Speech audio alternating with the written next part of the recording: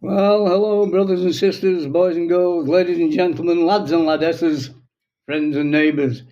Welcome once again to Free Lion FM with me, Rabbi Israel Ben Heeman. Hey, we've been off air for quite a while, but recent events that I'm watching from afar, thank God, in the communist little shithole known as Great Britain, um, where they lock people up in jail for innocent tweets they put on social media.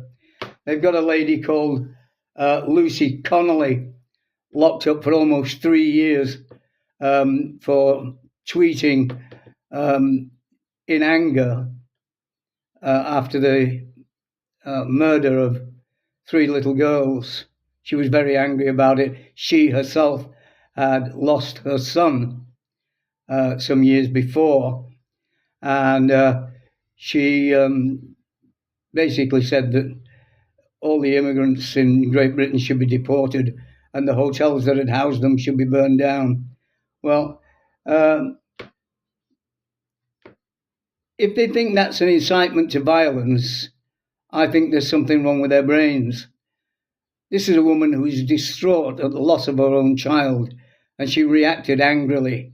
Now, later on, she took the tweet down, and she was quite regretful and apologised for saying such things that she didn't really mean them. But that didn't matter to the British scumbags that run the place. They arrested her and threw her in jail for almost 3 years. Now, the judges in the appeal court said they sympathise with her having lost their own child, and they understand that she was just angry in the moment, but they didn't make any difference to her sentence. They didn't change it. She's a political prisoner, there isn't any doubt about it. This is that bastard Keir Starmer swinging his big stick, letting everybody know I'm in command and I can do what I want. Yeah, well, there are people all over Great Britain at the moment who are protesting, and in Ireland and all over Europe. It is starting to kick off. Europe is heading for a massive, long overdue, in my opinion, revolution to put an end to the power of unelected bureaucrats in Brussels. And I believe that Britain has been heading for a world-class revolution for a very long time. And all I can say is that with Keir Starmer as the Prime Minister and the Labour Party in government, the day of the onset of the People's Uprising will have been moved forward, no doubt, by the way Starmer and his gang behave. I believe that there's a massive revolution on its way to Great Britain. And you know what they say about revolutions. There's no such thing as a bloodless coup. There will be people who will be put to death because of the things that they have done. And at the end of the day, if you make the people so mad at you that they're willing to kill you for it, then perhaps you deserve the death penalty. One thing's for sure. Great Britain has walked down the road of communism. Now, Starmer is very often described by his critics as a globalist. I'm not interested in this term globalist. Not really, because globalist is just a modern term for communist. And that's what he really is.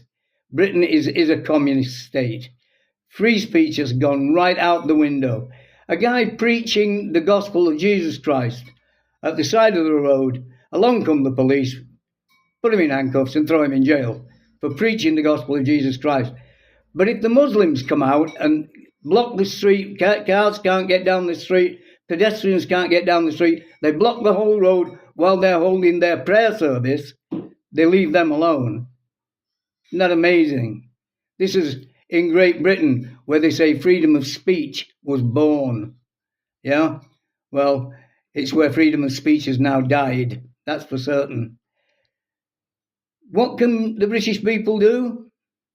Keep going. Eventually, the scumbags that have done this to you will fall into your hands, and when they do, administer some justice, because justice doesn't seem to be present anymore in Great Britain. Make sure it is justice, not just revenge. Callous, cold-blooded murder has no place in any society, even during a revolution. I do hope that it kicks off in Great Britain, and I do hope it kicks off in Europe too. I think it'll kick off in Europe before it kicks off in Britain, but it will eventually. The so-called Trump phenomenon is sweeping the world now. The leftists and the globalists are finding themselves more and more isolated because of their extremist views concerning all matters, political and religious. Many of the politicians today in so many countries around the world have forgotten that if you're going to run a democracy of any kind, you need to separate the powers of the state and the church. You can't have the executive branch telling the church what to do and then have the church telling the judiciary what to do. You can't have that. They have to be independent of each other. And unfortunately, that's not the case anymore in certain countries, including Great Britain, which is why they've lost their freedom of speech. I remember some years ago a gentleman being arrested at the airport for a comment that he made about certain people being allowed to just walk straight through the security checks because they were wearing the burqa. And one of the security operators there said, "There are certain things that you just cannot say." Oh, really? Who gave him that authority to take away another man's freedom of speech? People like that, they belong in a jail cell, not Lucy Connolly. The time is coming, ladies and gentlemen, when the people are going to stand up. And you always know that there's bound to come a time when the people will have to stand up against their government.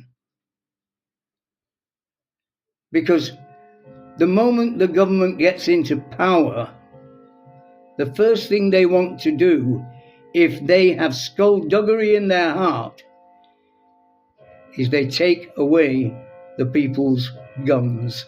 They take away their weapons. There are no weapons held by people in Europe anymore, except in Switzerland. The ruthless politicians have stripped people of self-defense. They do that for one reason. They did it for the same reason that Adolf Hitler did it to the German people in the 1920s and 1930s. It's so they can't defend themselves against their government. And any true Democrat, and I'm not speaking about those scumbags across in the United States, but anyone who truly believes in rich democracy must always stand ready to defend his country against its government.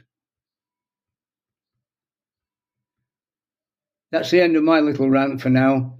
We'll be back with the Christian Nation blog a little bit later. Until then, have a good day and God bless you.